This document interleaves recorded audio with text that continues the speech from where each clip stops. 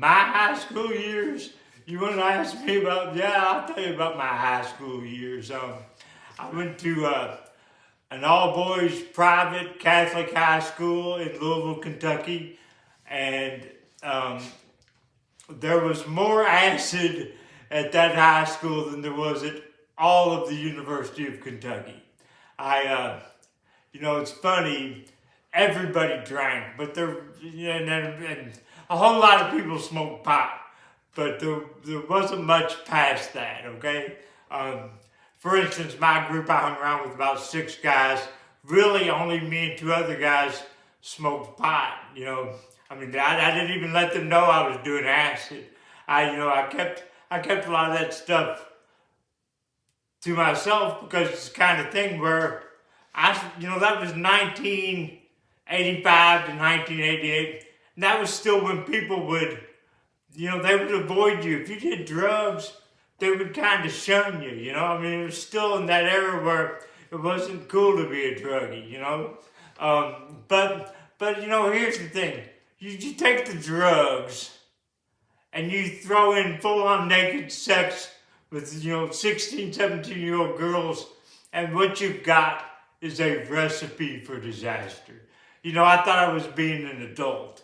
If I was being an adult, I would have, gotten a checking account and, a better job than what I had, and would have started saving money and planning for my future. No, I thought I was being an adult by getting super wasted and having sex with, multiple girls. I thought that was, that's right. Let me tell you what happened to me in high school.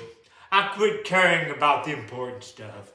I started caring about how many sexual escapades I could chalk up to my, to my headboard, right? Notches on your headboard. I thought, I've done more drugs, I'm doing so much acid, and I'm smoking so much weed, and I'm drinking so much whiskey. And here's the thing, you start off with a beer, then you move to bourbon, then you move to pot, then you move to acid, then you move to coke or heroin, but you don't put down the other stuff. Just because I've switched from beer to bourbon doesn't mean I don't still drink beer. It's a cumulative effect, and all of a sudden you got all of these drugs. You become a buffet drug addict until you figure out the one you like best.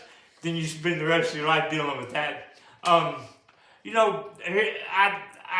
just can't tell you what happens to the apathetic mind.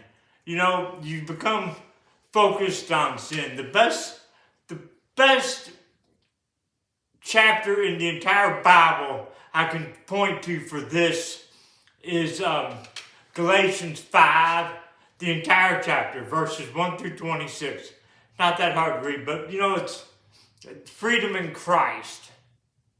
You've been set free for freedom's sake. Think about that.